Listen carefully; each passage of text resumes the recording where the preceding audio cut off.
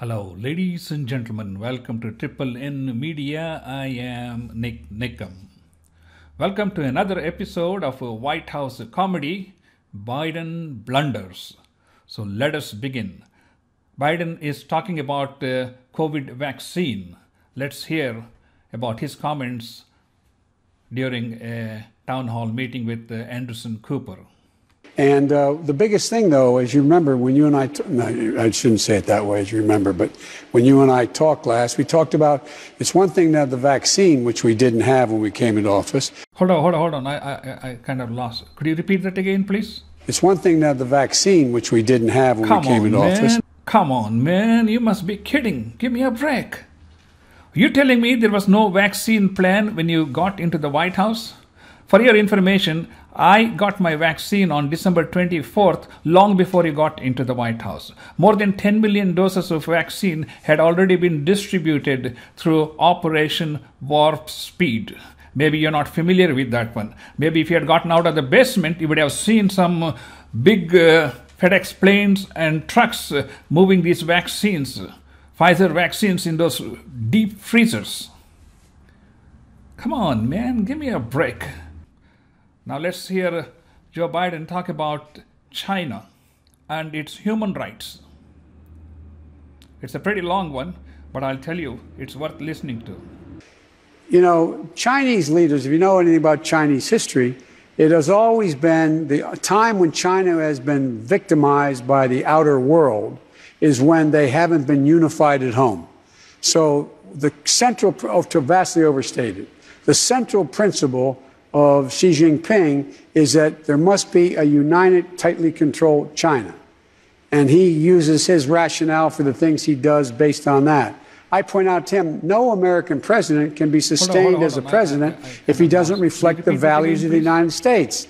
And so the idea, I'm not going to speak out against what he's doing in Hong Kong, what he's doing with the Uyghurs in western mountains of China and Taiwan, trying to end the one China policy by making it forceful.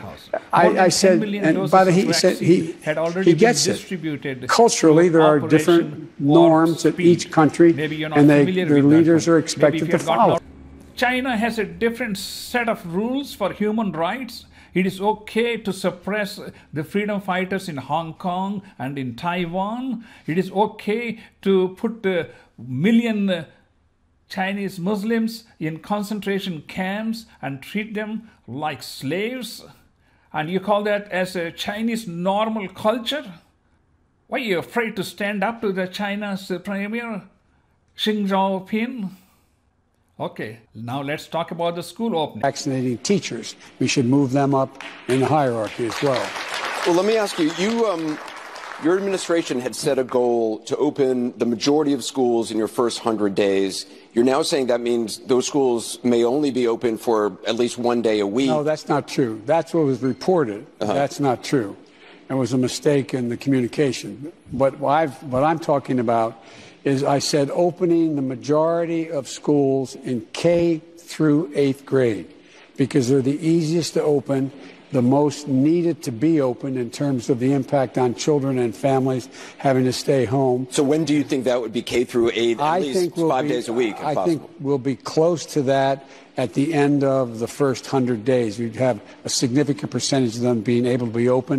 When Biden took office, he said he was going to have all the schools open in 100 days. That 100-day poll is moving from point to point, and the definition of the poll itself is being changed from moment to moment. First, they said the schools are going to be open full time.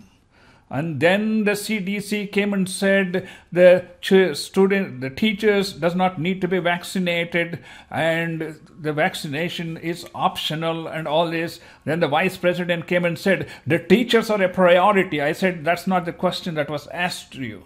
We asked should the teachers be getting vaccine before they get into the schools. She never answered the question because she doesn't have an answer. That's the point.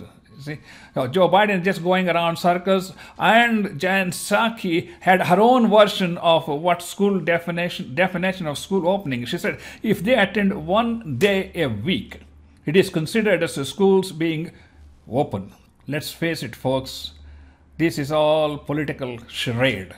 The huge teachers union is the big donor for Democratic Party.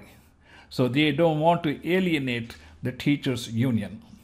They are peddling around with all these different statements from different officials in the administration about the school opening while the children are suffering and having mental issues. Come on, man, give me a break. What happened to your science-based approach to COVID-19 pandemic? I guess politics takes precedence over science and COVID pandemic. I know. Thank you for watching. We'll be back with another episode of a White House Comedy. Stay tuned.